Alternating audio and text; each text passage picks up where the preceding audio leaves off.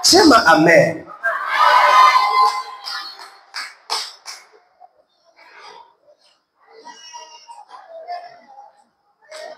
Kama wewe nafsi yako kwa bidogo, haiko ndio shida.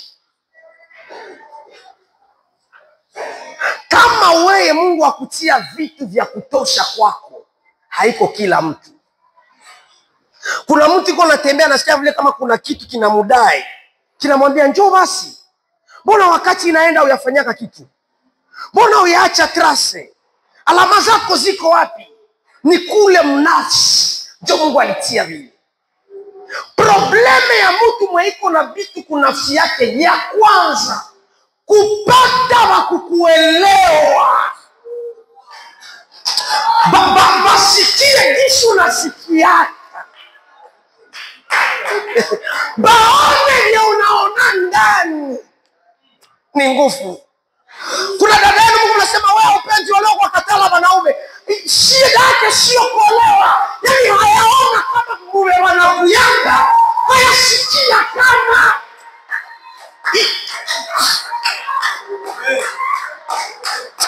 Uko sawa, tuko watu wenye nafsi zao hazina Mungu. Waya uelewe hiki kitu.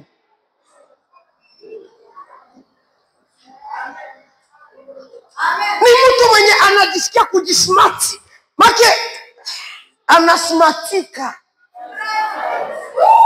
Hauyaona mtu anayua vala. Iko mshamba kunasema hakuwezi wala vya kuvala. Me anayua forme. Hauyamuona ule? Make kuna nafsi yake kuko forme me. Inje sasa. Hauyaona mwanamke mwingine anaingia kumafiga ni ugali na dagara. Mefaswata ipiga unaelewa kama haya patari ya kupiga huyu mama. Na huyu mama anajua fanya msosi.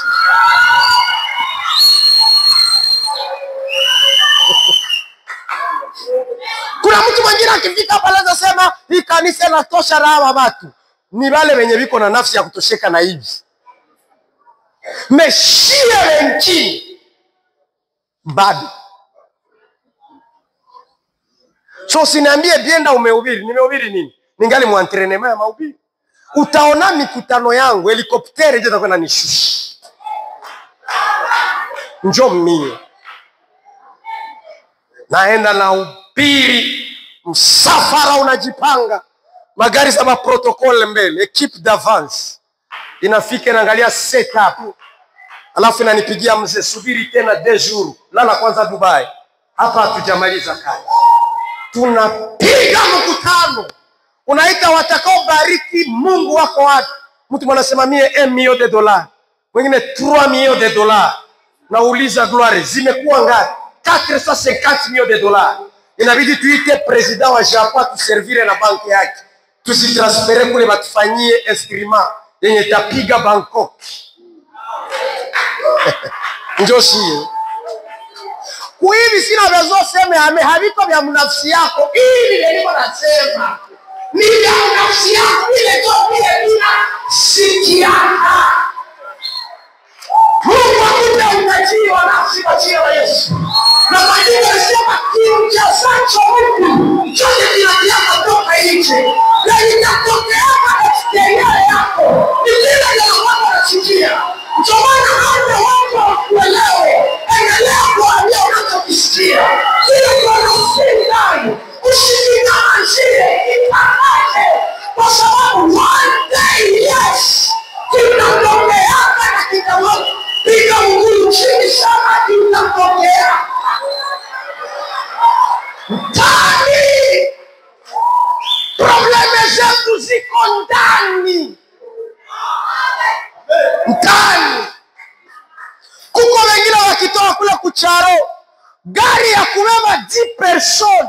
Bana ibebeshamo 30 person. Na mwingine anaona c'est normal. Mekuko mwana arudie kwa nasema haiko njo. Nilienda huku juti ya kutafuta ugali na mboga. Mepie kabisa. Siko wa kusukuma kinga juni kule. Bale njo niko naongea na. Leo niko naongea na Biblia kwa ndani ya nafsi. Haiko wewe nikitia pale ni Mungu. Ndio alikuwekea hayo. Na shida ya kwanza ni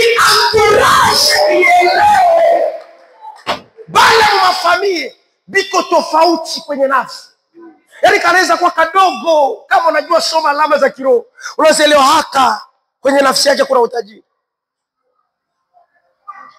Kakimaliza lawa kanaweka hiki hapa, kanapanga hapa. Mkuu wake akivala kumpiga useme nina umpi yangu tosha yangu tosha.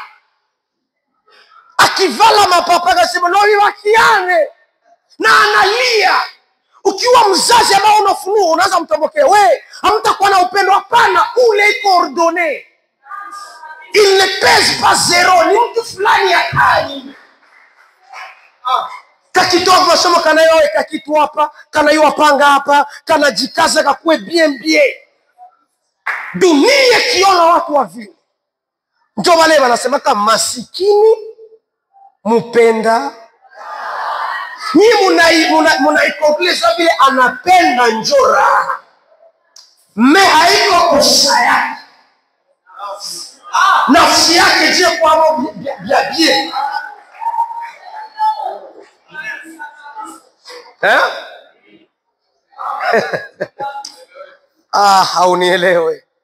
Haunielewe. Inawezekana hatuna vitu vimoja mnafsi. Kwa mtu mwenye nafsi yake haitosheke na gisi iko. Jia nini Mungu aliiweka amo mali.